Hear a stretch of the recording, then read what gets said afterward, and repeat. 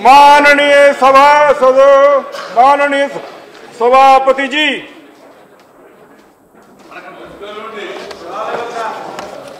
Question 121।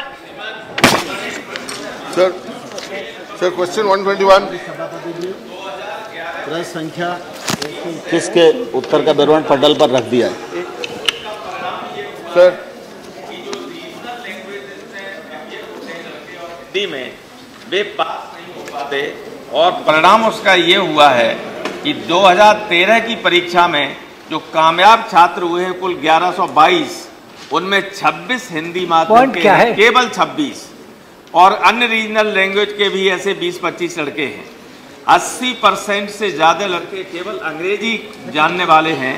तो स्थिति ये बनने वाली है कि गांव के तो आप डिस्कशन की नोटिस दीजिए। IAS, IPS, IFS समेसन पास हो ही नहीं सकता। नहीं, मैं बताऊं आपको। माननीय मंत्री जी से चाहूंगा कि वो ये घोषणा करें, ये पूरी पहले वाली शिक्षा जो पद्धति है, प्रणाली है, उसको लागू करें, इस सिस्टम को खत्म करें। हजारों लड़के अनशन पर बैठे हुए हैं। यूनियन पब्लिक सर्विस कमीशन की इस परीक्षा को अभी रोका जाए और इसमें पूरा बदलाव किया जाए। Thank you. नए सिलेबस के अनुसार परीक्षा की जाए। ग्रामीण क्षेत्र का कोई लड़का अब IAS, IPS, IFS बन नहीं सकता है। ये स्थिति पैदा कर दी है। Ram Gopal ji, will request the government to clarify the matter.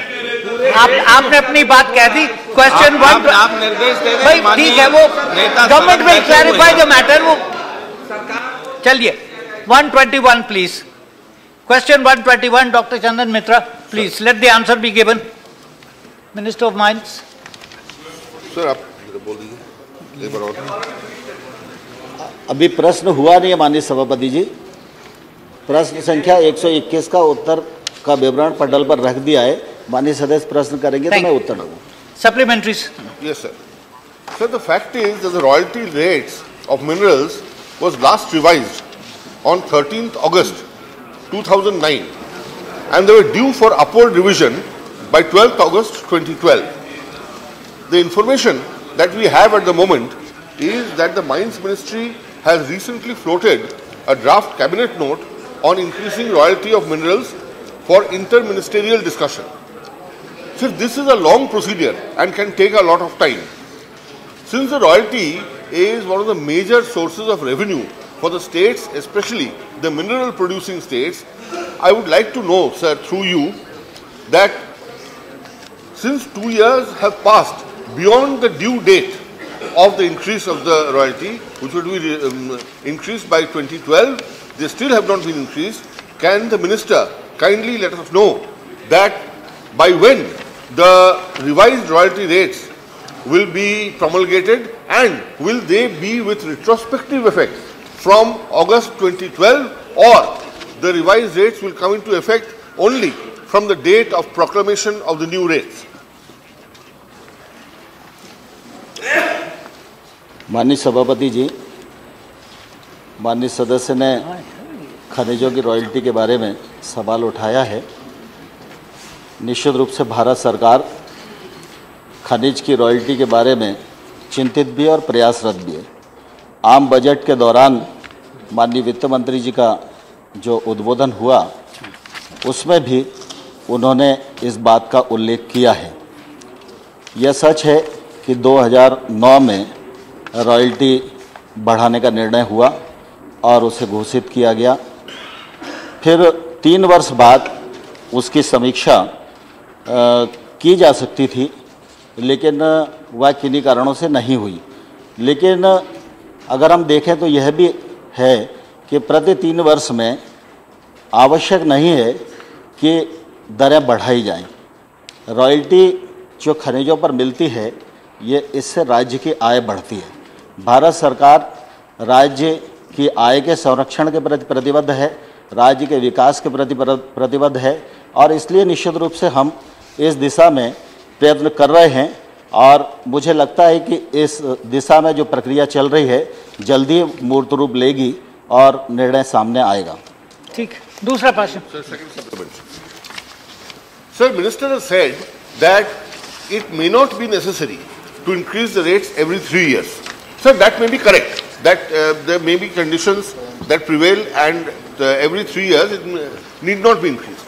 But sir, I would like to know through you, so is the government proposing to set up some kind of a machinery, an administrative machinery, a permanent machinery like a regulatory authority, which is going to transparently decide this issue of whether royalties should be raised every 3 years or not be raised, but rather than take arbitrary or decisions entirely at the cabinet level, it proposed to put in place a mechanism where this can be discussed every 3 years? Thank you.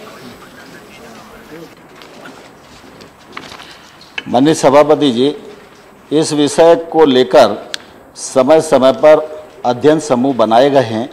उन्होंने अध्ययन भी किया है, अपनी report भी दी है और उस रिपोर्ट को सरकार ने संज्ञान में लिया है और उसके आधार पर निर्णय किए हैं।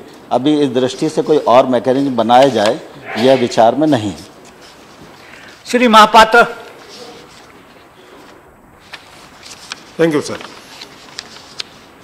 The minister, honorable minister, has given us a long generalized statement.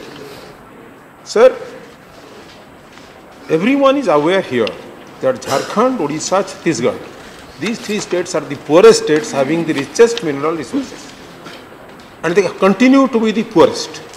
The basic reason is the non-revision fixation of royalty rates at reasonable rates.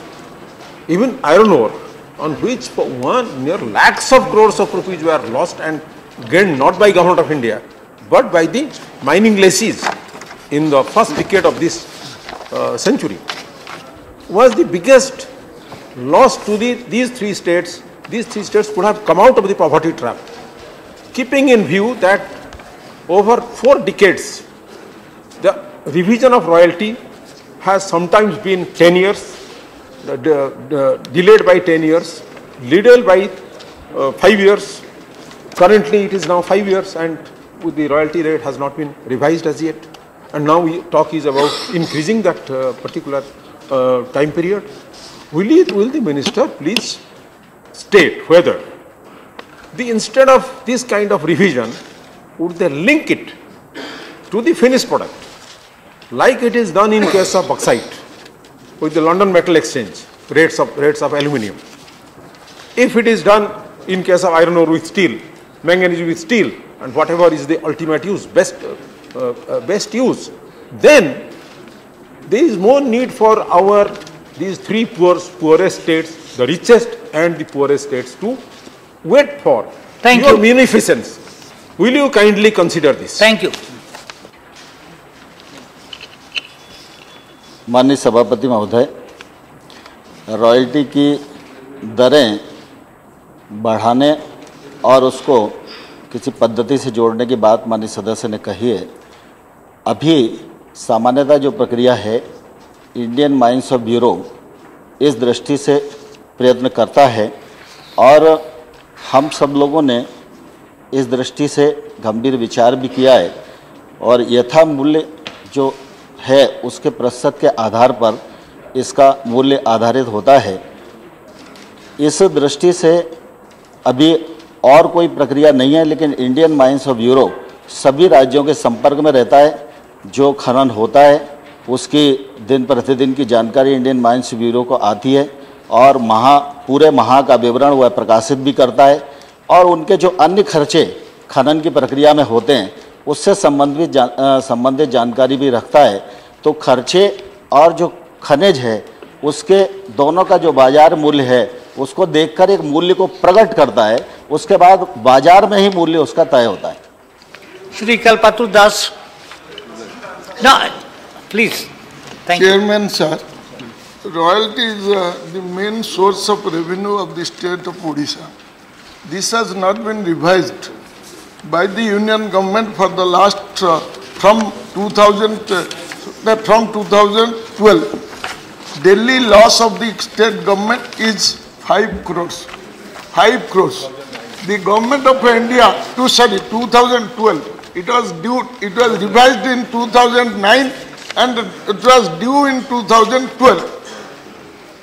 The union government is not paying it from the consolidated fund of the country. It is being paid by the lessees. Lessees are making huge profit, supernormal profit, about 50% profit. But how this will be compensated?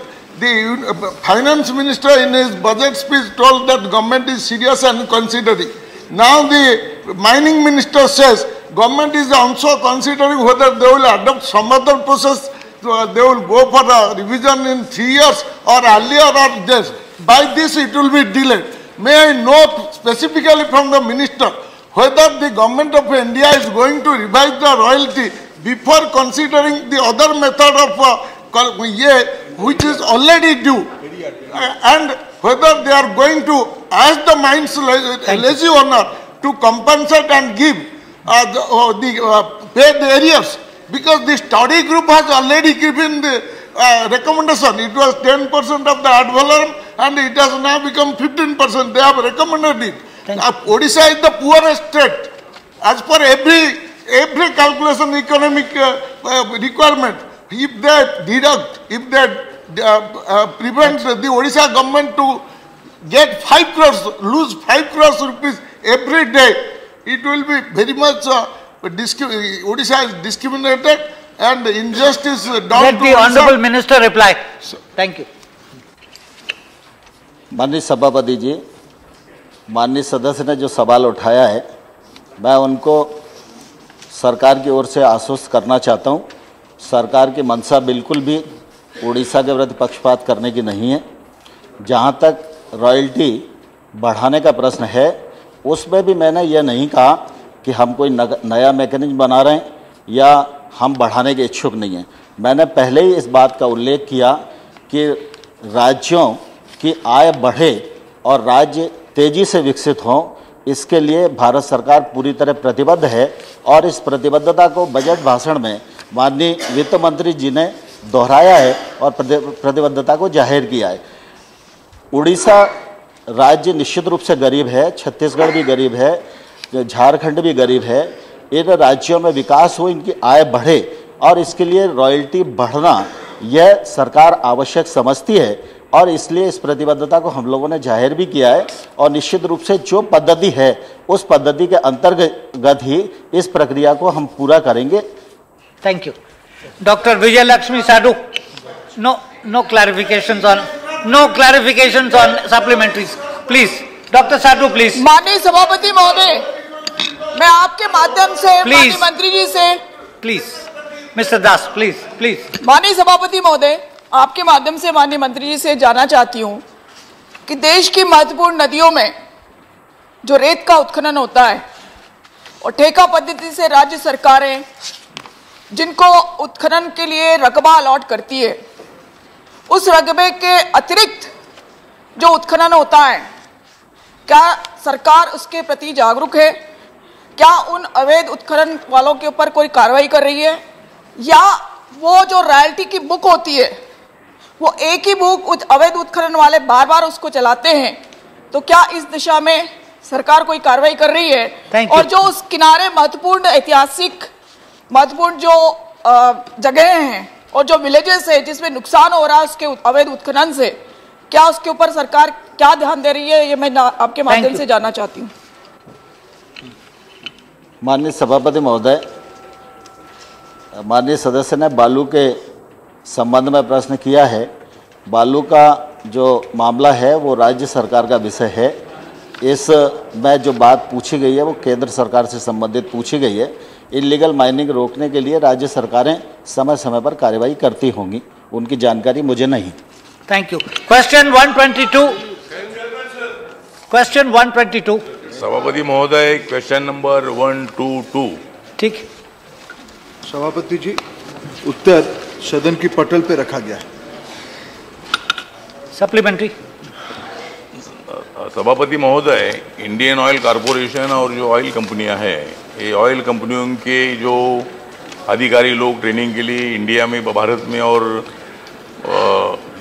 विदेशों में भेजते हैं, उसमें आरक्षण है क्या? ये सवाल मैंने पूछा था, तो उसमें आरक्षण है राष्ट्रपति के आदेश के मुताबिक। मतलब जो विदेश में जो अधिकारी भेजते थे ट्रेनिंग के लिए और मतलब कोई ड्यूटी के लिए, तो मतलब वहाँ आरक्षण तो ही है, लेकिन मैं थोड़ा सा ये मंत्री महोदय का, धर्मेंद्र प्रधान जी का ध्यान आकर्षित करना चाहता हूं कि भारत पेट्रोलियम कॉरपोरेशन लिमिटेड जो है, तो 2011, 12, 12, 13, 13, 14 में जो अधिकारी पे भेजे गए उसमें सामान्य अधिकारी 16 है और SC/ST का एक अधिकारी है। सामान्य 2012-13 में 19 लोग हैं, उसमें 2 ही SC/ST के लोग हैं और 2013-14 में 38 सामान्य, उसमें 2 ही शेड्यूल कास्ट के लोग हैं। तो मतलब इसमें हमारे ऑफिसर इतने हैं कि मतलब ये हमारे परसेंटेज के मुताबिक 25% मतलब इनको भेजना चाहिए, लेकिन ये कम क्यों भेजे गए? मतलब ये तो सरकार आपकी नहीं थी, इनकी तो सरकार थी। मैं इनको पूछना चाहता हूँ, मतलब ये सरकार आपने प्रश्न पूछ लिया। हाँ, तो मतलब ये अधिकारी कम भेजे गए हैं, तो मतलब ये क्यों भेजे गए कम, ये मंत्री महोदय से पूछना चाहता हूँ। Thank you. सभापति जी, माननीय सदस्य की जो चिंता है वो वाजिब है। हमारी जो 2 कैटेगरी के प्रशिक्षण के लिए देश के अंदर और विदेश जो भेजा जाता है, उसमें विशेष करके 1-2 कंपनियों की जो उपलब्धि है, जो परफॉर्मेंस है, उसको थोड़ा और सुधारने के लिए आवश्यकता है। मैं आपके माध्यम से सदस्य और सदन को आश्वस्त करना चाहूँगा कि इसको सुधारा जाएगा। उसको इस आने वाले दिनों में जो राष्ट्रीय मांग है, जो महामहिम राष्ट्रपति जी के आदेश है, उसी हिसाब से उसको पूरा किया जाएगा। दूसरा प्रश्न। हाँ, दूसरा मेरा तो सवाल ये है कि मतलब तो दूसरे पेज पर एक इंजीनियरिंग इंडिया लिमिटेड कंपनी है और यहाँ भी 2011, 12, 12, 13, 13, 14 में 10 लोग भेजे गए, 13 लोग भेजे गए, 14 लोग भेजे गए और उसमें एक भी SC/ST का आदमी नहीं भेजा गया है। तो आपके विवरण में मतलब ये कि क्यों नहीं भेजा गया, ये भी मेरा सवाल है। और दूसरा सवाल ये है कि आपके विवरण में शेड्यूल कास्ट के लोग कितने हैं और आदिवासी कितने हैं, ये मतलब इसमें कोई आया ना नहीं है, तो वो भी जानकारी हमको चाहिए। मैंने पहले ही कहा है सभापति जी, उसमें कुछ कंपनियों की विसंगति है, उसको हम स्वीकार करते हैं। लेकिन आज जैसे उन्होंने कहा कि SC कितने, ST कितने, मैं वो उपलब्ध भी है, मैं सदस्यों को बता दूंगा। Shri Hanumant Rao.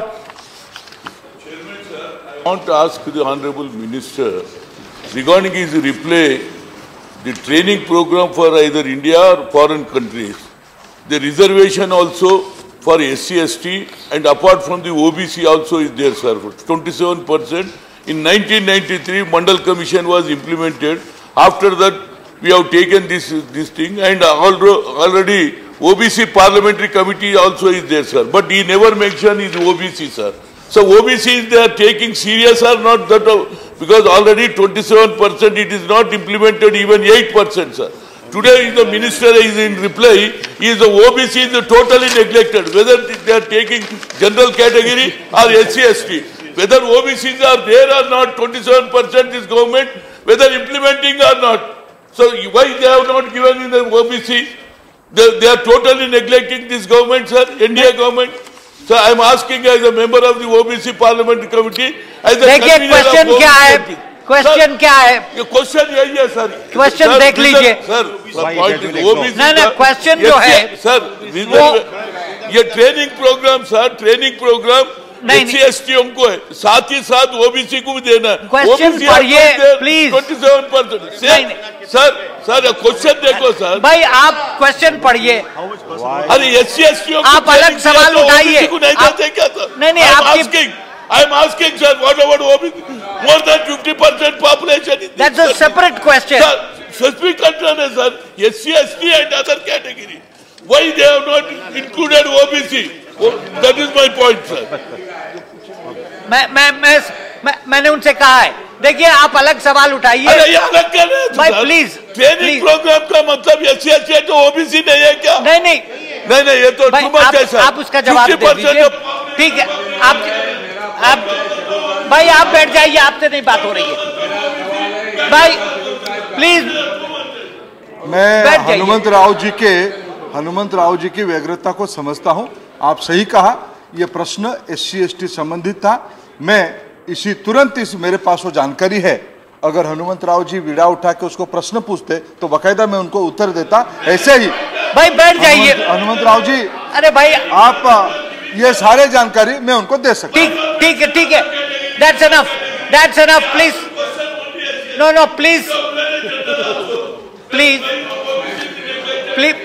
please sit down, Mr. Anantvar Rao. Shri Anil Sahani. सभापति महोदय, माननीय मंत्री महोदय से जो भी हनुमंता राव जी जो सवाल किए हैं उसी पर आधारित है, क्योंकि हम लोगों ने ओबीसी पार्लियामेंट्री कमेटी के साथ जो बैठक किए थे, Indian oil corporation, Hindustan petroleum corporation, Bharat petroleum corporation, oil and natural gas corporation, ये सभी आपके जो संस्थान हैं उनके साथ हम लोगों ने बैठक किया और उस बैठक में यह आया कि मंडल कमीशन के अनुसार जो ओबीसी का है उसमें कुछ नहीं दिया जा रहा है। नहीं सर, आरक्षण संबंधी है, आरक्षण संबंधी है। आरक्षण वाला बात जब उठा है, कई को विदेश में भेजा गया मंडल कमीशन के अनुसार।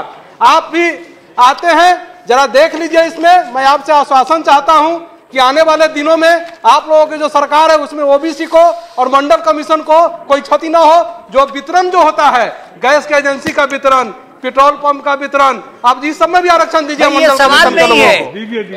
बैठ जाइए, प्लीज सिट डाउन, बैठ जाइए।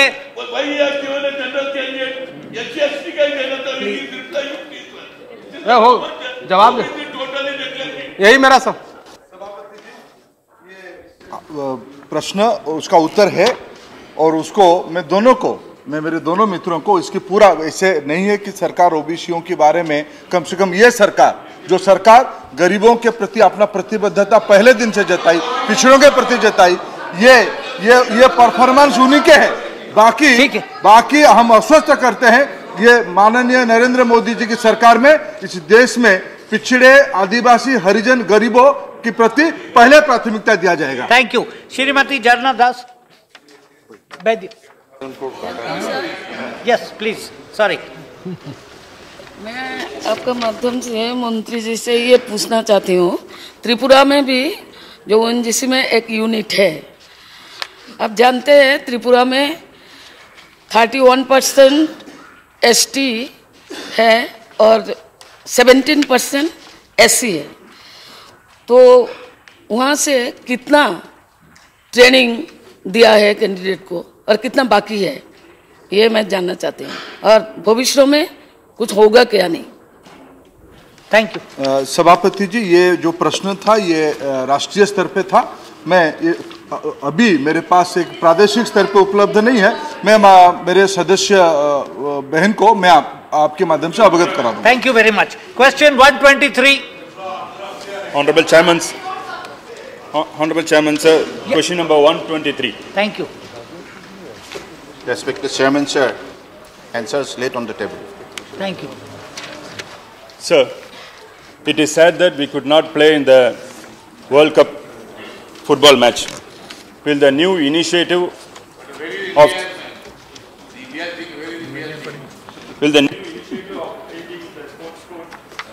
help our team to participate in the future international games?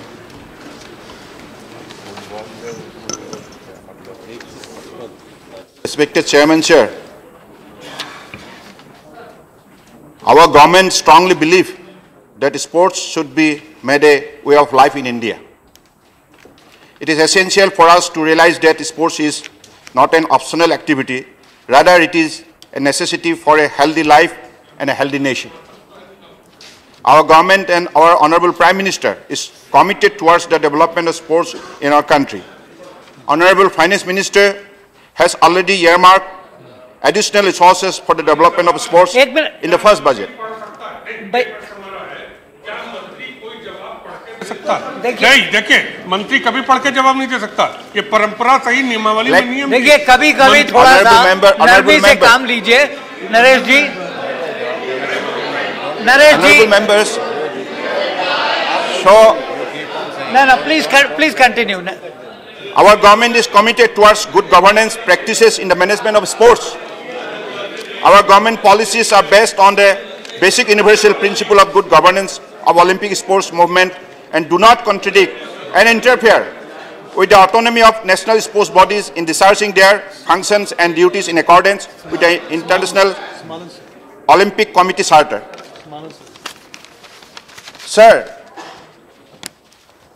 sports courts will ensure transparency and good governance.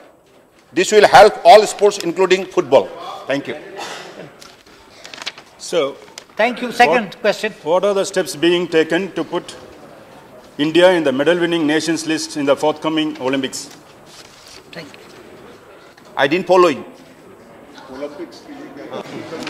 What are the steps being taken to put India in the medal-winning nations list in the forthcoming Olympics? Respected Chairman, sir, as you know, our Honorable Prime Minister is giving special emphasis on the development of sports. In the forthcoming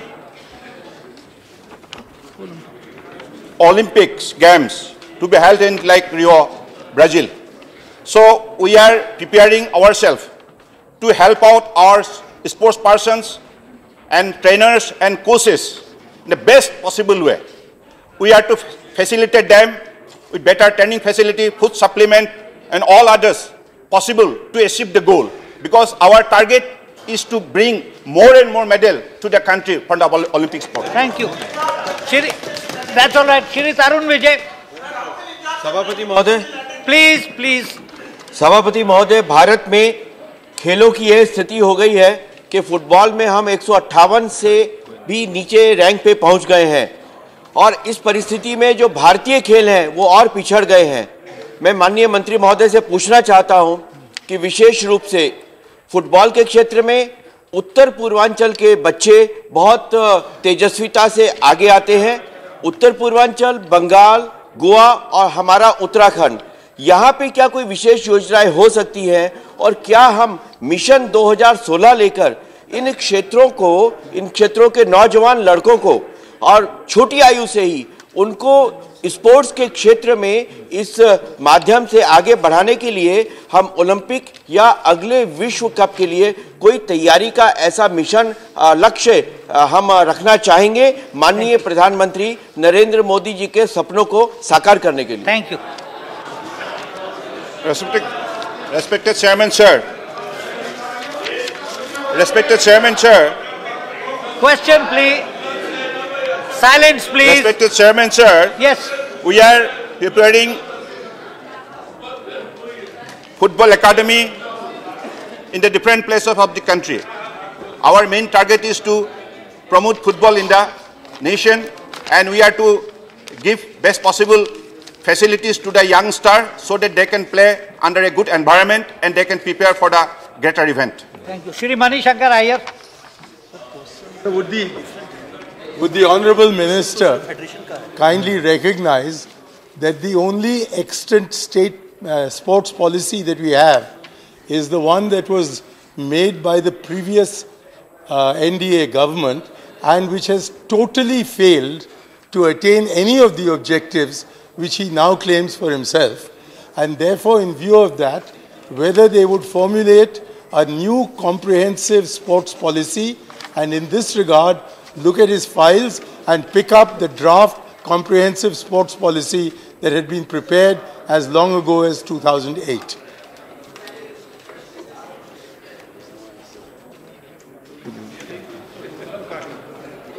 Respected Chairman, sir, actually today, Honorable Member had raised the question regarding National Sports Federation.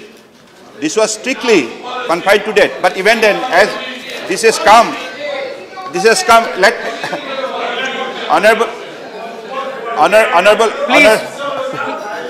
Please. Respected Chairman, sir. Respected Chairman, sir. Respected Chairman, sir. So I request, because the honourable member is a learned, like distinct politician of the country. So in the near future, I solicit your suggestion and cooperation in this regard. Thank you. Promote football. Shri Tirujit Siva. Sir, there are so many talented youth in our country. in the slums and coastal areas who have not been identified, sir. Sir, they are so well trained. If they are trained, they could be on par with those who are in the international fora. Sir, they are not identified and patronized. Would the government say that, will they focus their attention on that side and identify and patronize those young, poor, talented youth to bring them up in the sports, sir? Respected Chairman, sir, as you know, our government is taking new scheme to search the talent which is existing in the remotest part of the country. In the name of National Sports Talent Search Scheme, we are going to implement this scheme throughout the country to find out our talented youth living in the different parts of the countryside. Thank you. Question 124. Dr. Saab.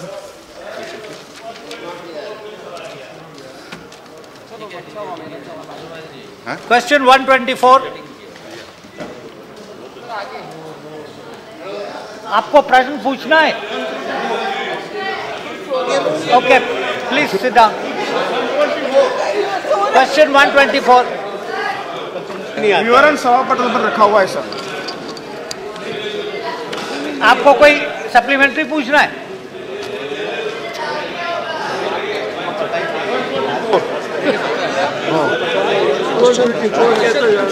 No other supplementary? All right. Shri Tulsi.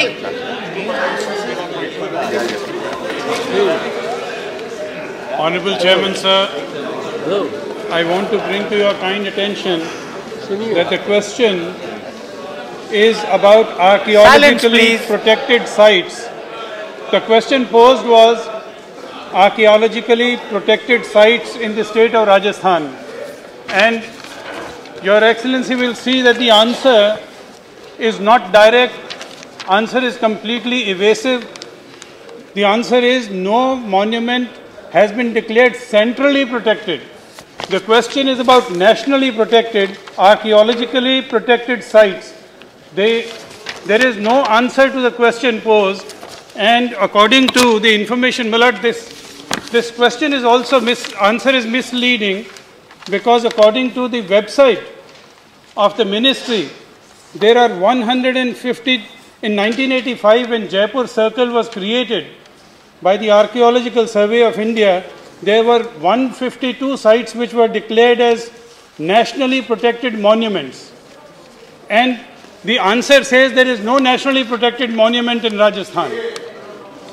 Then, after that, after the new circle was created in 1985, 9 more sites were added, and in all there are 161 nationally protected monuments in Rajasthan, and the Honorable Minister says there is no protected monument in Rajasthan.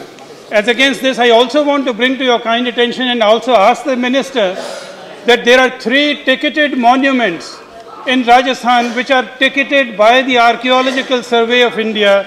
These are Ranthambore Fort, Kumbhalgarh Fort and Deeg Palace. And the Honorable Minister says there is no protected site in Rajasthan. माननीय सभापति जी, एक minute. माननीय सदस्य ने जो प्रश्न पूछा है, हमारे माननीय सदस्य जी ने प्रश्न अभी खड़ा किया है, वो प्रश्न इतना ही पूछा है कि 2013-14 में कितने आर्कोलॉजिकल प्रोटेक्टेड एरिया आपने डिक्लेयर किए हैं. हमारा उत्तर यह है ओनली फॉर 1 ईयर, 2013 एंड 14 है सर. और इसलिए हमने कहा है कि इसे 2013-14 में एक भी नहीं है. लेकिन माननीय सदस्य कह रहा है वो ठीक है कि जो ऑल टुगेदर राजस्थान में 162 एक टोटल मॉन्यूमेंट डिक्लेयर किए हुए. ठीक है. Doctor Karan Singh. Sir, Rajasthan has some of the most attractive and wonderful monuments. Is the Minister aware that UNESCO is now looking at the hill forts of Rajasthan to be added to the World Heritage Committee? Is the Minister aware of that? And are we fully cooperating? Because this can only be done when the state government, the government of India and UNESCO agree on it. So I am pressing it as the Indian member in UNESCO. I'd like the Honourable Minister just to know about this and to inform us whether he is aware of this development. माननीय सभापति जी, माननीय सदस्य ने जो कुछ पूछा है, कहीं ऐसे मॉन्यूमेंट है, world heritage monument 4 monument Rajasthan में डिक्लेयर हुए हैं, ये 4 है, और स्टेट प्रोटेक्टेड वर्ल्ड हेरिटेज वाले स्टेट प्रोटेक्टेड 3 है, ऑल टुगेदर 7 है। और जिस सर ने जो कुछ पूछा है उसका इन्फॉर्मेशन निकाल के मैं आपको भेज। ठीक है, डॉक्टर संजय सिंह। जी, आपके माध्यम से माननीय मंत्री जी से मैं निवेदन करना चाहूँगा कि राजस्थान में बहुत दिनों से पुरातत्व विभाग ने, प्रदेश सरकार ने और व्यक्तिगत तौर पर भी लोगों ने वहाँ पर बहुत पुराने अपने महलों को तमाम सारे किलों को और महत्वपूर्ण मॉन्यूमेंट्स को बचाने का, उन्हें संरक्षित करने का बड़ा प्रयास किया है। और इसी वजह से राष्ट्रीय और अंतर्राष्ट्रीय स्तर पर राजस्थान एक केंद्र बना है आकर्षण का। मैं माननीय मंत्री जी से निवेदन करना चाहूँगा और आश्वासन चाहूँगा कि उत्तर प्रदेश में भी हजारों साल की, सैकड़ों साल के बहुत ऐसे मॉन्यूमेंट्स, ऐसे किले और हवेलियाँ और ऐसे आर्किटेक्चर है जिसे संरक्षित करने की आवश्यकता है। और मैं माननीय मंत्री जी के माध्यम से भारत सरकार से निवेदन करना चाहूँगा कि इस बारे में क्या कोई योजना बनाएंगे और इस सदन को आश्वस्त करेंगे कि भविष्य में उत्तर प्रदेश में भी सैकड़ों और हजारों साल के ऐसे मॉन्यूमेंट संरक्षित होंगे और उन्हें रक्षित किया जाएगा। एसोसिएशन की बात कर लो आप, है माननीय सभापति जी, जैसे माननीय सदस्य ने कहा है कि ये जो प्राइवेट प्रॉपर्टीज है उनकी, जब तक वो नोटिफिकेशन के लिए या सरकार के पास, आर्कियोलॉजिकल सर्वे के पास नहीं भेजेंगे तब तक हम वो नोटिफाई कर नहीं पाएंगे। मैं रिक्वेस्ट करता हूँ माननीय सदस्य, ये जो ऐसे जो कुछ वहाँ है साइट्स है वो कृपया हमारे पास भेज दे दो, आगे की कार्रवाई हम एग्जामिन करके करेंगे। Thank you. क्वेश्चन 125 कितने सप्लीमेंट्री जाएंगे? Where is the questioner? आपके सप्लीमेंट्री जी पूछिए। सप्लीमेंट्री। माननीय सभापति जी, मैंने बड़ा स्पेसिफिक क्वेश्चन किया था और जवाब इतना फेक आया, ऐसा लग रहा जैसे बीजेपी का जैसे घोषणा पत्र था वैसे हमको जवाब दे दिया गया। देखिए, मैंने स्पेसिफिक पूछा। Please ask. माननीय डिफेंस मिनिस्टर अभी 7 जून 2014 को गए थे तटीय एरिया में। उन्होंने वहाँ बयान दिया कि तटीय निगरानी नेटवर्क की स्थापना क्रियान्वयन अंतिम चरणों में है और सरकार की प्राथमिकता पे है। मैंने यही पूछा कि 2008 के हमले के बाद क्या हमारे देश के जितने तटीय इलाके हैं वहाँ पे हमने इतनी सुरक्षा कर ली है कि भविष्य में कोई आतंकवादी अटैक ना कर सके या कोई विदेशी, कोई कंट्री, कोई फॉरेन कंट्री है वो देश पे अटैक ना कर सके। पोर्ट ब्लेयर है, कोची है, विशाखापट्टनम है, बम्बई है, कलकत्ता है, अंडमान निकोबार है। तो मैं माननीय मंत्री जी आपसे स्पेसिफिक जानना चाहता हूँ, मेरा आपसे निवेदन है, मैं सदन के माध्यम से क्या आप देश को आश्वस्त करेंगे कि भविष्य में कोई भी आतंकवादी समुद्र के रास्ते भारत में नहीं घुस सकेगा और कोई विदेशी हमला भी होगा, क्योंकि आपकी पनडुब्बी रोड डूब जा रही है, रशियन टेक्नोलॉजी है पूरी तरीके से डिलीट हो गई, खत्म हो गई है। तो मैं चाहूँगा कि आप स्पेसिफिक बताइए कि आपने इन सब चीज़ों को रोकने के लिए उन तटों पे क्या क्या व्यवस्था करी है या क्या करने जा रहे हैं जिससे भविष्य में हिंदुस्तान पे हमला ना हो। सभापति महोदय, पहले तो माननीय सदस्य को यह बताना चाहूँगा कि अभी किसी कोस्टल एरिया में भी गया नहीं हूँ। हाँ, लेकिन भविष्य में निश्चित रूप से मैं जाऊँगा। अच्छा, डिफेंस मिनिस्टर भाई। हाँ, लेकिन अभी वो जो कोस्टल एरिया है उसमें नहीं गया था। ये माननीय नरेश अग्रवाल जी ने सभापति महोदय ये जानना चाहा है कि 26/11/2008 के बाद कोस्टल सिक्योरिटी के संबंध में सरकार के द्वारा क्या क्या प्रभावी कदम उठाए गए हैं। मैं इसकी जानकारी देना चाहूँगा सभापति महोदय आपके माध्यम से कि कोस्ट गार्ड स्ट्रेंथ जो इसके पहले 26/11/2008 के पहले जो थी वह हमारे 3 रीजनल हेडक्वार्टर्स थे, लेकिन अब कोस्ट गार्ड की स्ट्रेंथनिंग के बाद अब हमारे 5 रीजनल हेडक्वार्टर्स, जिसमें कि 2 न्यू रीजनल हेडक्वार्टर्स ये इस्टेब्लिश किए गए हैं, एक गांधीनगर में और साथ ही साथ एक कोलकाता में। पहले केवल 11 डिस्ट्रिक्ट हेडक्वार्टर्स थे, लेकिन 26/11 के बाद 14 डिस्ट्रिक्ट हेडक्वार्टर्स, जिनमें कि 3 new district headquarters port Blair पर, पांडिचेरी पर और कवारट्टी पर ये स्थापित किए जा चुके हैं। 22 कोस्ट गार्ड स्टेशन पहले थे, अब 42 कोस्ट गार्ड स्टेशन, जिसमें कि 20 न्यू स्टेशन इस्टेब्लिश किए गए हैं। पहले 8 एयर इस्टेब्लिशमेंट्स थे कोस्टल सिक्योरिटी के लिए सभापति महोदय, अब 12 एयर इस्टेब्लिशमेंट वो बिल्कुल निश्चित कर दिए गए हैं। शिप्स पहले केवल हमारे पास 61 थी, अब उसको बढ़ाकर 95 कर दिया गया है। और इसके अलावा लगभग 100 शिप्स ऐसी हैं जो कि वेरियस स्टेजेस पर कंस्ट्रक्शन के प्रोसेस से ये अभी गुजर रही हैं। ये गवर्नमेंट के भी इस प्रकार के हमारे शिपिंग यार्ड्स हैं और साथ ही साथ प्राइवेट शिपिंग यार्ड्स, दोनों में 100 शिप्स को तैयार करने का काम इस समय चल रहा है। एयरक्राफ्ट जहां पहले 46 थे, अब वह बढ़कर लगभग 64 हो गए हैं। अब यदि हमारे माननीय सदस्य यदि जानना चाहते हैं तो इनके डिप्लॉयमेंट के बारे में भी संतुष्ट आप संतुष्ट हैं कि भविष्य में कोई अटैक नहीं होगा? मैं इस सदन को इतना जरूर आश्वस्त करना चाहता हूं कि कोस्टल सिक्योरिटी को इंश्योर करने के लिए जो भी मैक्सिमम इफर्ट हो सकता है वह हमारी सरकार करेगी, कर रही है और करेगी।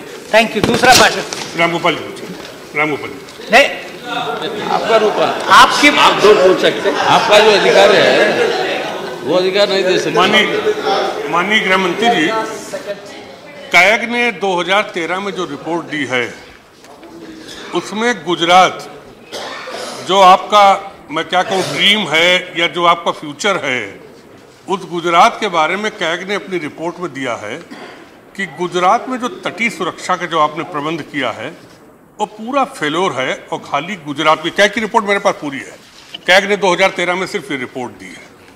तो जब आपका ड्रीम जो है, जिसे आप, क्योंकि सब लोग बोलते हैं कि हमारे प्रधानमंत्री जी के सपनों के अनुसार हम काम कर रहे हैं, तो मॉडल जो आपका मॉडल है, तो कैग की रिपोर्ट के अनुसार जो कमियां बताई गई हैं, क्या उन कमियों को आपने स्टडी किया और स्टडी के करने के बाद पूरे कंट्री में उन कमियों को दूर करने की प्रबंध किया? और मैं आपसे स्पेसिफिक पूछ रहा हूं, मैं फिर माननीय सभापति जी आपके माध्यम से मैं माननीय मंत्री चाहता हूं कि इस सदन के माध्यम से देश की जनता को आप ये मैसेज दीजिए कि हिंदुस्तान की नौसेना या हिंदुस्तान की तीनों सेना आपस में मिलकर इतनी सक्षम है कि भविष्य में तटीय माध्यम से कोई आतंकवादी या कोई देश हिंदुस्तान पे हमला नहीं कर सकेगा। स्पेसिफिक स्पष्ट। Thank you. Thank you. सभापति महोदय, माननीय सदस्य ने यह जानना चाहा है कि शायद कैग की कोई रिपोर्ट थी। मैं ईमानदारी से बतलाना चाहता हूं कि उस कैग की रिपोर्ट को मैंने पढ़ा नहीं है, लेकिन गुजरात स्टेट गवर्नमेंट के परफॉर्मेंस को जो अब तक हमने देखा है, उस आधार पर मैं कह सकता हूं कि यदि कैग ने कुछ भी पॉइंट आउट किया होगा, कहीं पर कोई लैकुना है, कहीं पर किसी प्रकार की कोई कमी है, तो स्टेट गवर्नमेंट ने उसे दूर करने की अपनी तरफ से भरपूर कोशिश की होगी। हाँ, लेकिन जहां तक कोस्टल सिक्योरिटी का प्रश्न है, यह बहुत ही सेंसिटिव इशू है और इस संबंध में जब हम गवर्नमेंट में नहीं आए थे, उसके पहले भी इस संबंध में हमारी पार्टी के द्वारा एक प्रॉपर इसकी स्टडी कराई गई थी। इसीलिए इलेक्शन मैनिफेस्टो में भी और साथ ही साथ हमारी प्रेसिडेंशियल स्पीच में भी हमने इस बात की चर्चा की है कि ये कोस्टल सिक्योरिटी को इंश्योर करने के लिए हम एक नेशनल मैरीटाइम अथॉरिटी भी सेटअप करेंगे। श्री राजीव शुक्ला। धन्यवाद सभापति जी। क्योंकि इस प्रश्न मुंबई हमले से संबंधित है और मुंबई हमला बहुत ही घातक था और उसको लेके दोबारा इस तरह का हमला ना हो, इस तरह का हमारा प्रयास होना चाहिए। कौन लोग उसके पीछे थे हम उसमें जाने नहीं चाहते और ये एक प्रकरण चल रहा है हाफिज सईद को लेके, हम उसमें भी नहीं जाना चाहते। लेकिन मानवर फिर से एक इसमें एक नई बात आई है जो इस मुंबई हमले के मुतल्लिक है कि एक भाजपा के वरिष्ठ नेता सुधीर कुलकर्णी जी ने लिखा है कि वो भी जो है इस मामले में ट्रैक टू डिप्लोमेसी करने पाकिस्तान गए थे और उस समय वहां मौजूद थे। तो आप कह रहे हैं कि हमने सारी सुरक्षा के प्रबंध किए कि मुंबई जैसा हमला ना हो। ये बीच में क्या हबनॉबिंग हो रही, क्या चल रहा है आपस में मिली भगत, ये जरा मुझे बताइए। ये सवाल मैं जानना चाहता हूं ताकि मुंबई ऐसा हमला दोबारा रिपीट ना हो। और जबकि आपको पता है कि पिछली बार भी मुंबई हमले के सारे आतंकवादी गुजरात से होके आए थे। सवाल पूछिए। टू डिप्लोमेसी चल रही है हाफिज सईद के साथ या नहीं चल रही है? वैसे माननीय सदस्य श्री राजीव शुक्ला जी ने जो मैंने प्रश्न क्या कहूं मैं, एक उन्होंने इस प्रश्न पर जो कुछ भी वह कहना चाहते थे उन्होंने कहने की उन्हें अपना तो है यह उन्होंने कहने की कोशिश की है। लेकिन अपनी सरकार के संबंध में मैं कहना चाहूँगा सभापति महोदय, हमारी सरकार कभी भी हॉबनॉबिंग नहीं करती है। इश्यूज के बारे में हमारा विजन परफेक्टली क्लियर है पूरी तरह से। यदि हमको इश्यूज के संबंध में, प्रॉब्लम्स के संबंध में जानकारी हो जाती है तो उसको रिजॉल्व करने के लिए जो मैक्सिमम इफर्ट हो सकता है वो हमारी सरकार करती है। Thank you. श्री बालागोपाल कड़ी भाई, that's not the issue. Please go ahead. Thank you, sir. Coastal security is the situation is very alarming, sir. आप बाद में पूछ लीजिएगा। Coastal security means, I think, not only the protection from the terrorist groups, and it is also include the protection of the Indian workers who are working in the sea. Sir, recently the cases of collision by foreign vessels and national vessels to the fisherman is a continuous thing. So Italian issue was discussed. Sir, it is because of lack of enough security personnel and coastal guard in the sea this is happening. Whether the government, because of lack of vessels, ships and small boats for the security and personnel are there, that is why coastal security force cannot work. Whether the government will look into the matter and take enough steps, necessary steps to increase the personnel and increase the surveillance in the coastal area to protect the Indian fishermen working in the sea. Thank you.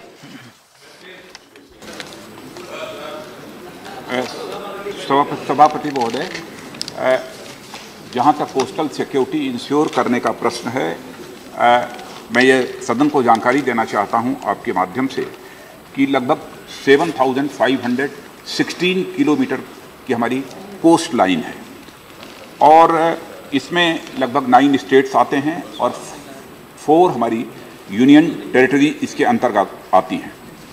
अब जहाँ तक ये zone का प्रश्न है, security को ध्यान में रखते हुए ही हम लोगों ने एक तो टेरिटोरियल जोन लगभग जिसकी की दूरी 1 नॉटिकल माइल से लेकर लगभग 12 नॉटिकल माइल तक होती है, वो टेरिटोरियल जोन हम मानते हैं। फिर 12 से लेकर 24 नॉटिकल माइल तक हम उसे कॉन्टिग्युअस एक जोन मानते हैं और जो 200 से लेकर आगे के होते हैं उनको हाई जोन मानते हैं और 24 से लेकर 200 तक जो होते हैं वो एक्सक्लूसिव इकोनॉमिक जोन्स होते हैं। इस प्रकार का डिवीजन किया है। इंटेलिजेंस सिस्टम को भी स्ट्रेंथन करने के लिए हम लोगों ने कुछ प्रभावी कदम उठाए हैं, जैसे कोस्टल स्टैटिक राडार की व्यवस्था हम लोगों ने की है, 4 ज्वाइंट ऑपरेशन सेंटर्स हम लोगों ने इस्टेब्लिश किए हैं, वह जहां पर नेवी, कोस्ट गार्ड और साथ ही साथ स्टेट की जो मेरीन पुलिस होती है यह सब पूरी तरह से तैनात हैं और कस्टम आदि से भी रिलेटेड जो हमारी एजेंसीज हैं वो एजेंसीज भी वहां पर काम कर रही हैं और म्यूचुअल कोऑर्डिनेशन की भी एक व्यवस्था वहां पर की गई है और पूरे इंटेलिजेंस सिस्टम को कोऑर्डिनेट करने के लिए हमारी डिफेंस मिनिस्ट्री के द्वारा एक नेशनल कमांड कंट्रोल और साथ ही साथ एक कम्युनिकेशन सेंटर पर भी कार्य इस समय बहुत ही तेजी के साथ किया जा रहा है और जहां पर Indian Navy, coast guard, shipping, marine police के जो इंटेलिजेंस सिस्टम हैं को उनको कोऑर्डिनेट करने के लिए और सुरक्षा को बेहतर कराने के लिए हम समय समय पर वहां पर इसकी स्टडी भी करते रहते हैं। कहां पर कोई कमी रह गई है उस कमी को दूर करने के लिए अभी हमें और कौन कौन से स्टेप्स उठाने चाहिए। और सभापति महोदय, प्रश्न बहुत ही महत्वपूर्ण है, इसलिए मैं यह भी जानकारी देना चाहता हूं, जमीनी स्तर पर मजबूती के लिए माने बूट्स ऑन द ग्राउंड हमने क्या किया है। हमारी होम मिनिस्ट्री ने कोस्टल सिक्योरिटी स्कीम फेज 1, यानी होम मिनिस्ट्री हमारी सरकार नहीं थी, लेकिन सरकार तो सरकार है, फेज 1 का काम पूरा कर लिया है, जिसमें अप्रॉक्सीमेटली मोर देन 600 करोड़ रुपया खर्च हुआ है। फेज 2 का काम चल रहा है। 2016 तक हम इस काम को निश्चित रूप से पूरा कर लेंगे और हमारी डिफेंस मिनिस्ट्री, ये जिसमें कि इंडियन नेवी है और साथ ही कोस्ट गार्ड, इन दोनों को कैसे मजबूत बनाया जा सकता है, इनका एम्पावरमेंट कैसे हो सकता है, उस संबंध में भी हमारी गवर्नमेंट कुछ प्रभावी कदम उठा रही है। और साथ ही साथ पेट्रोलिंग को भी बढ़ाने के संबंध में भी हमने विचार किया है। और पेट्रोलिंग बढ़ाने के, केवल पेट्रोलिंग बढ़ाने से कोस्टल सिक्योरिटी इंश्योर, केवल पेट्रोलिंग करने से कोस्टल सिक्योरिटी इंश्योर नहीं होगी। इसलिए सभापति महोदय, उस कोस्ट लाइन के किनारे रहने वाले हमारे फिशरमैन के जो गांव हैं, उन गांवों में भी प्रॉपर आइडेंटिफिकेशन, उनको आइडेंटिटी कार्ड देना, और साथ ही साथ जो वहां के स्थानीय लोग हैं उनका भी पार्टिसिपेशन, उनको भी हम एक स्टेक होल्डर मानते हैं, तो उनका भी पार्टिसिपेशन कैसे हो, इन सब सारी चीजों पर हम प्रभावी कदम उठा रहे हैं। Thank you Shri Digvijay Singh. Thank you sir. माननीय सभापति महोदय, मैं माननीय गृह मंत्री जी से अनुरोध करना चाहता हूं, यूपीए सरकार ने कोस्टल सिक्योरिटी स्कीम के अंतर्गत फेज 1 मंजूर किया, फिर फेज 2 मंजूर किया। मैं माननीय मंत्री जी से ये जानना चाहता हूं कि फेज 1 और फेज 2 में कितनी राशि उन्होंने गुजरात सरकार को दी और उसमें से कितना खर्च हुआ।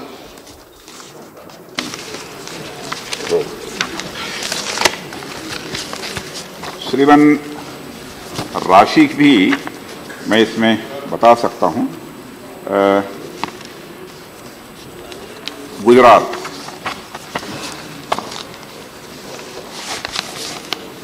और गुजरात के साथ साथ सभी राज्यों के ऊपर नजर रहती है। मेरा जवाब सुन लीजिए, क्योंकि पाकिस्तान के निकटतम और बॉम्बे के हमलावर जो थे गुजरात के रास्ते से नहीं, वो जवाब सुन लीजिए। सभापति महोदय, eligible amount as per the coastal security scheme phase 2, उस मैं जानकारी देना चाहता हूं। गुजरात को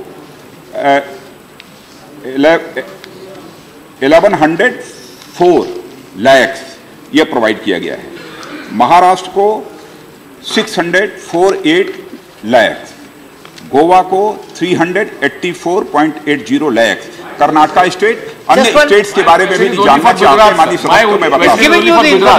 हाँ, तो गुजरात के बारे में मैंने बता दिया, केवल 11 करोड़ रुपया। Please. My question was simple, sir. How much money was allocated to the state of Gujarat in phase 1? He's given the answer. No, he is not answered. He is not answered. Sir, my question is very specific. My question is specific. May I repeat, sir? माननीय सभापति महोदय, मैंने माननीय मंत्री से अनुरोध किया है, फेज 1 में कितना गुजरात को एलोकेशन हुआ, कितना खर्च हुआ, फेज 2 में कितना एलोकेशन हुआ, कितना खर्च हुआ। महाराष्ट्र और गोवा का मेरा प्रश्न है ही नहीं। ठीक। श्रीमान, फेज 1 में कितना खर्च हुआ हर स्टेट के लिए अलग अलग, गुजरात सहित। फेज 2 के लिए कितना एलोकेशन हुआ है गुजरात सहित सभी राज्यों के लिए। मैं समझता हूं कि इस संबंध में जो भी जानकारी हमारे माननीय सदस्य चाहते हैं, उनको यह जानकारी मैं उपलब्ध करा दूंगा, व्यक्तिगत बातचीत करके भी उपलब्ध करा सकता हूं और साथ ही साथ लिखकर भी उपलब्ध करा सकता हूं। The answer will be given to you. No, please, no. नहीं, please. Question 126. Sir, my question 126. Question 126 किसका है भाई? हाँ. Answer has been given. Supplementaries, please. Sir, Damanganga river वो बारमासी नदी है और गुजरात और दमन दोनों के बॉर्डर पर ये आई हुई नदी है, उसमें बारमास पानी रहता है। गुजरात सरकार ने एक योजना बनाई है, जैसे कि तापी, दमनगंगा और पार 3 नदी 120 किलोमीटर की चैनल करके हमारे जो ट्राइबल क्षेत्र है वहाँ की इरिगेशन बढ़ाया जाए, वहाँ के लोगों को इरिगेशन मिले। और उनके लिए वो नदी में जो दमन की ओर से जो इंडस्ट्रीज लगी हुई है उनमें से जो पोल्यूशन होता है, इसलिए वो पोल्यूशन कम करने के लिए, पोल्यूशन फ्री वो नदी करने के लिए भारत सरकार ने कोई योजना बनाई है? चेयरमैन सर, ये माननीय सदस्य को जानकारी बिल्कुल दिया गया है कि जो नेशनल रिवर कंजर्वेशन प्लान के मुताबिक गाइडलाइंस इशू किया है मिनिस्ट्री ऑफ एनवायरनमेंट फॉरेस्ट से, उसको पालन करने के लिए एक कमिटी गठन हुआ है जो कम्प्रिहेंसिव एक प्लान करेगा for abatement of the pollution on river Ganga वो दमन में जो है। उसके लिए गुजरात सरकार के और गुजरात पोल्यूशन कंट्रोल बोर्ड को ऑलरेडी चिट्ठी लिखा गया है कि आप तुरंत अपना प्रपोजल भेजिए, हम जॉइंटली काम करेंगे, क्योंकि ये दो राज्यों का मामला है। Union territory of Daman and Diu है और दादरा नगर हवेली है, दूसरा है गुजरात सरकार। इसके लिए नेशनल ये इंस्टीट्यूट जो है, ये अपना इन्वायरमेंट इंजीनियरिंग जो अपना नागपुर में है, नेरी, उसको लिखा है। उन्होंने अपनी मंजूरी अभी दिया नहीं है, लेकिन वो उत्सुकता दिखाया कि वो कॉम्प्रिहेंसिव प्लान बनाने के लिए। ठीक, दूसरा प्रश्न। मुझे लगता है कि वो नदी को अच्छी तरह से पोल्यूशन फ्री करनी चाहिए और तुरंत ही उसको समय मर्यादा में पोल्यूशन फ्री करने के लिए, और तो ही गुजरात के जो ट्राइबल क्षेत्र है उसको नदी लिंकेज करके, पहले भी गुजरात नर्मदा के आधार पर अभी भी 16 नदियों को जोड़ चुके हैं, वैसे ही दमनगंगा, तापी और पार नदी को जोड़ना है और इरिगेशन सुविधा उपलब्ध करानी है। इसलिए मेरा एक स्पेसिफिक क्वेश्चन है कि उनके लिए कोई स्पेशल ऑफिसर की टीम बनाई जाएगी और कितने समय में ये नदी पोल्यूशन फ्री करने के लिए एक्शन लिया जाएगा और पूरा किया जाएगा? सरकार, जैसे मैंने बताया कि ये एक स्पेसिफिक क्वेश्चन वहाँ पोल्यूशन को लेकर के, वापी जो एक मेजर इंडस्ट्रियल एरिया है वो गुजरात में पड़ता है, वहाँ 76% पोल्यूशन वहाँ से होता है। उसके लिए जब तक वो साथ नहीं देंगे हम अपना प्लान नहीं कर सकते हैं। लेकिन जो रिवर क्लीनिंग है वो तो नेशनल प्रोजेक्ट है और इसको हर रिवर को साफ रखने के लिए गवर्नमेंट का पॉलिसी है सर। हम लोग इसमें प्रतिबद्ध है कि पोल्यूशन अबेटमेंट के लिए हम लोग पूरा काम करेंगे और माननीय सदस्य से भी हम लोग और जानकारी लेंगे कि क्या क्या उसका इसमें सजेशंस है। Thank you. Shri Lal Singh Bhadauria, sorry ji, आप कुछ कहना चाहता हूँ। यहाँ तक वापी जो इंडस्ट्रियल यूनिट है गुजरात की, वहाँ बहुत सारी इंडस्ट्रीज हैं। वहाँ की इंडस्ट्रीज के कारण भी पॉपुलेशन, ये पॉल्यूशन पहले होता था, लेकिन अब वहाँ की स्टेट गवर्नमेंट ने कुछ प्रभावी कदम इस पॉल्यूशन को रोकने के लिए उठाए हैं। तो मैं समझता हूँ कि जो चिंता व्यक्त की जा रही है माननीय सदस्य गुजरात के द्वारा, मैं समझता हूँ कि उनकी शंका और उनकी चिंता का समाधान जल्द ही हो जाएगा। ठीक है। श्री लाल सिंह भदौरिया। माननीय अध्यक्ष महोदय, आपके माध्यम से मैं माननीय मंत्री जी से पूछना चाहता हूँ कि जो साबरमती नदी है वो अहमदाबाद के डाउनस्ट्रीम में वौठा तक जो इंडस्ट्रीज का पानी इसमें जाता है, उसके कारण आसपास के जो किसान लोग इससे पानी लेके खेती करते हैं, तो केमिकल युक्त पानी के कारण खेती बहुत बिगड़ जाती है। तो उसका शुद्धिकरण के लिए सरकार कुछ आयोजन बनाएगी क्या? ये सवाल जो है इस पूछा गया, इसमें जुड़ा हुआ नहीं है, अलग से जानकारी दे सकता हूँ बाद में।